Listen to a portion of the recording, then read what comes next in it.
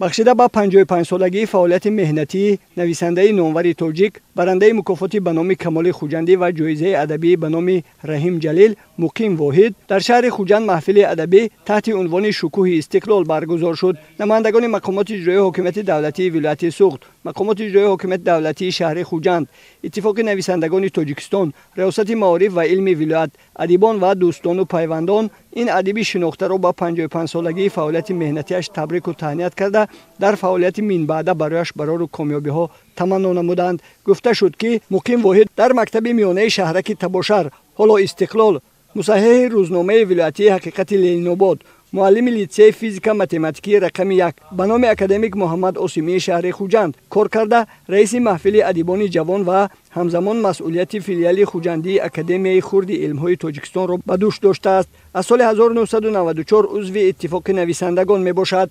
از حیات گوناگون جبهه‌شان، از فعالیت آموزگاریشان با خبر هستم و خیلی خرسندم که هم در پیراهی ایجادی و هم در پیراهی زندگی حقیقتاً وارث ارزنده استاد رحیم جلیل می باشند.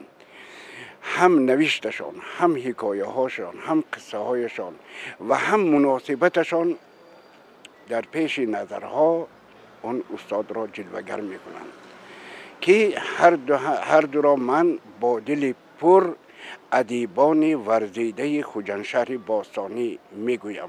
استاد مقیم واحد برای باز هم رشد و نمو یافتن ادبیات تاجیک، برای در مقیاس جهان پهن گردیدن دستاوردهای نثر معاصر سهم ارزنده گذارید. مقیم واحد مؤلف کتاب‌های آب زلال، اشک عشق، دنیای بی‌وفا، رمان‌های لاله در پیراهه ببر و تا اوج کبریا می باشد. حکایه‌اش پیوسته در روزنامه‌های حقیقت لینوباد، لینبادسکا پراودا، معارف و مدنیت و گازیته معلمان چاپ گردیدند. مقیم واحد حکایه، آچرک و پووست‌های زیاد نوشته است که از طرف هواداران نثر خوب پذیرفته شدند. همچنین او در طول فعالیت خود در ساحه معارف در تعلیم و تربیت نسل نو را سهمی ارزنده گذاشته است.